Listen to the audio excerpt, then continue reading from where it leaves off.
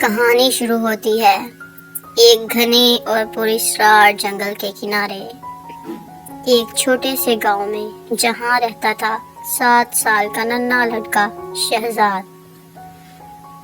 شہزاد فطرت کا عاشق تھا۔ روز جنگل کے کنارے بیٹھ کر پرندوں کو دانہ ڈالتا، ہرنوں سے باتیں کرتا اور درختوں سے دوستی جتاتا۔ ایک دن جیسے ہی وہ ہمیشہ کی طرح درختوں کے سائے کے تلے پہنچا، اچانک جھاڑیوں میں حرکت شروع ہوئی۔ کسی جانور کے کراہنے کی آواز آ رہی تھی، کسی زخمی جانور کے کراہنے کی آواز۔ شہزاد نے جھاڑی ہٹائی اور وہاں پڑا تھا ایک ننھا سا زخمی شیر کا بچہ، کمزور، کراہتا ہوا، آنکھوں میں درد۔ شہزاد اسے دیکھ کر پیار سے بولا، ارے تم تو بہت چھوٹے ہو، تمہیں چوٹ لگی ہے؟ رک جاؤ، میں ابھی آتا ہوں۔ شہزاد دوڑ کر گھر گیا، دودھ، پٹیاں، سب کچھ لے آیا، نہ ڈرا نہ رکا۔ بس اس ننھے شیر کی آنکھوں میں کچھ ایسا تھا جو شہزاد کے دل کو چھو گیا۔ دن گزرتے گئے، وہ شیر کا بچہ اب شہزاد کے ساتھ کھیلتا، ہنستا۔ شہزاد نے اس کا نام رکھا شیرو۔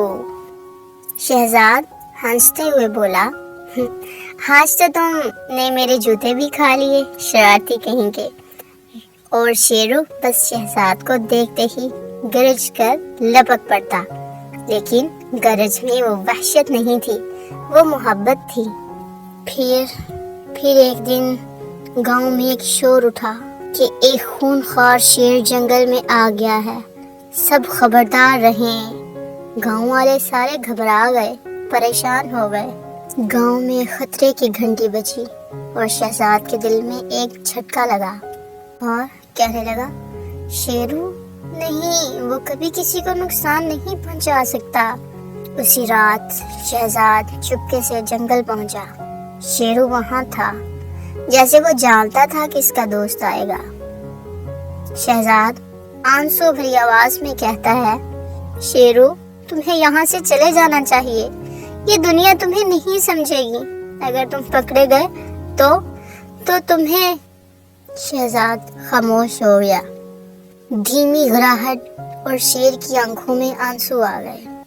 شیرو نے آخری بار شہزاد کے گھر چکر لگایا، ایک زوردار دھاڑ ماری اور جنگل کی گہرائیوں میں غائب ہو گیا۔ سال بیت گئے، شہزاد اب جوان ہو چکا تھا، مگر جنگل کے کنارے آ کر روز وہی پکار لگاتا، شیرو کہاں ہو تم؟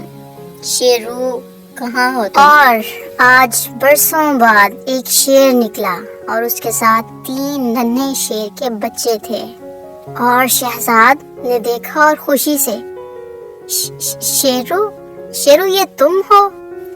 شیرو نے سر جھکایا اور اپنے پرانے دوست کے ہاتھ سے محبت سے سر رگڑ دیا۔